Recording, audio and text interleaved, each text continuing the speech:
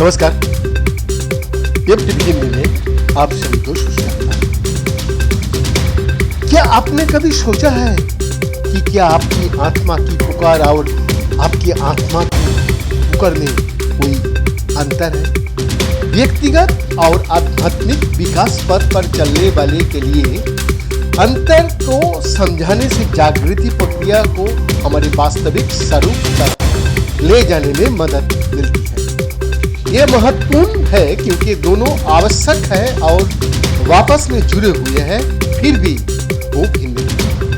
और यद्यपि यह प्रक्रिया किसी भी तरह से रैखिक नहीं है, विशिष्ट कदम हमारी आत्मा की पुकार को जीने और हमारी उद्देश्यों को पूरा करने के लिए जल्दबाजी से आगे नहीं बढ़ सकते। लेखक ने बता रहा है, मैंने इसके बारे में 2-3 साल कमेंट्स कर रहा हूं, how to honour your obtaining soul, जो लेखक का एक किताब भी है। संक्षेप में आपकी आत्मा की पुकार व्यक्तिगत आंतरिक परिवर्तन का निमंत्रण है और आत्मा की पुकार दूसरे की सेवा करने के लिए हमारी आंतरिक यात्रा के फल को दुनिया में वापस लाने के बारे में है। ये आत्मा की हलचल तब उत्पन्न होती है जब हमारी आत्मा हमारी विकास में सही समय का धैर्य पूर्वक इंतजार करने के बाद धीरे धीरे हमारी जागरूकता में आने के लिए जाग रही होती है। आपकी आत्मा की पुकार उस चीज की शुरुआत है जिसे जोसेफ कैम्पबेल ने नायक की यात्रा कहा है। परिवर्तन की एक यात्रा जिसके परिणाम स्वरूप अर्थात व्यक्ति ने जो सीखा है उसे दूसरे के साथ साझा करने का लिए वापस लाता है। लोग कल का अवसर अस्वीकार कर सकता है। जी हाँ, लोग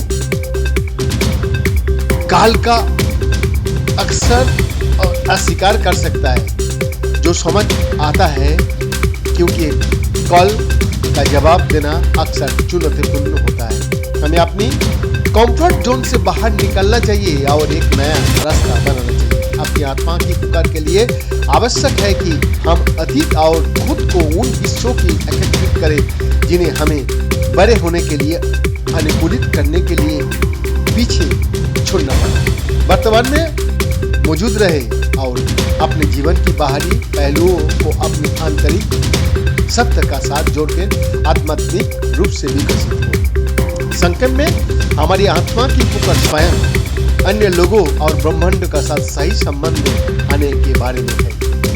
स्वयं का साथ सही रिश्ते में आने के लिए आवश्यक है कि हम अपनी दोहरी प्रकृति को समझना और देखना शुरू करें। हमारा वातानुकूलित स्व, जिसमें हमारा व्यक्तित्व भी शामिल है, संकोचन और भय के कारण बनता है और इसकी विपरीत हमारा सच्चा स्व हमारी आत्मा से ऊर्जावान है और व्यापक और प्रेम की ऊर्जा है। हमारी आत्मा को एक स्वस्थ व्यक्तित्व विकसित करने की आवश्यकता है ताकि हम अपने व्यक्तित्व को एक उपकरण के रूप में उपयोग कर सके, जिसके माध्यम से हमारी आत्मा को व्यक्त किया जा सके। हम अपने व्यक्तित्व का उपयोग करना चाहते हैं, न कि उसका उपयोग करना चाहता है।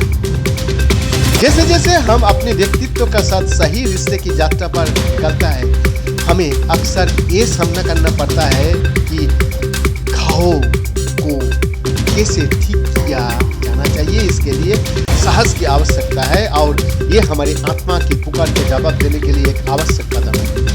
आत्मा को यह भी आवश्यक है कि हम नई क्षमताएं विकसित करें। इसमें हमारी मस्तिष्क के दोनों किनारों का उपयोग करना, 5 इंद्रियों से परे जानने के हमारा तालिका को तेज करना, हमारी पशु प्रवृत्ति को संतुलित करना और हमारे शरीर, दिमाग और दिल को एक साथ लाना शामिल है।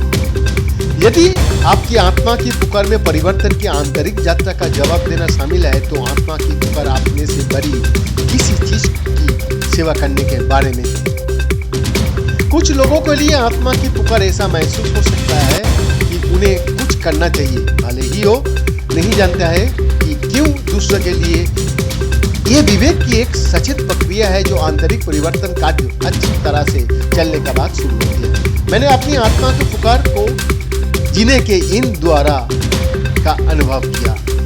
अपने जीवन का पहले भाग के दौरान मैंने एक नर्स का रूप में अपने व्यवसाय के माध्यम से सेवा का आह्वान का जवाब दिया। मुझे ठीक से पता नहीं क्यों मुझे सेवा के लिए एक गहरी पुकार महसूस हुआ। मैंने कई वर्ष तक अपनी आत्मा की पुकार पूरी की और जब मैंने सेवानिवृत्त होने के लिए नर्सिंग छोड़ दी तो मुझे अपनी आत्मा की पुकार आने लगी कि मैंने एक ऐसा रास्ता चुना है जो मेरी आत्मा को अनुरूप नहीं था। क्योंकि हमें अक्सर ये एहसास नहीं होता कि कोई चीज़ हमारे लिए कितनी महत्वपूर्ण है जब तक कि हम उसे खो ना देखें। मुझे ये समझ में नहीं आया कि सेवा करने मेरी आत्मा के लिए एक गैर फर्क कष्ट मूल्य था। जब मैंने उस मूल्य की उपेक्षा की तो मैंने अनुभव किया कि मेरी आत्मा मेरे ध्यान आकर्षित करने की कोशिश कर रही है। उस समय मुझे नहीं पता था कि मेरे पास कोई आत्मा है और इसलिए मुझे ये महसूस हुआ कि कुछ कमी है। मैं संपन्न नहीं हो रहा था, मेरा स्वास्थ्य प्रभावित होने लगा था और मैं खोया हुआ महसूस कर रहा था। मेरे पास वो चीज़ थी जिसे मैं अब आत्मा की भूख कहता हूँ। वैद्यनाथ दास का report, FTV Hindi, Delhi, India.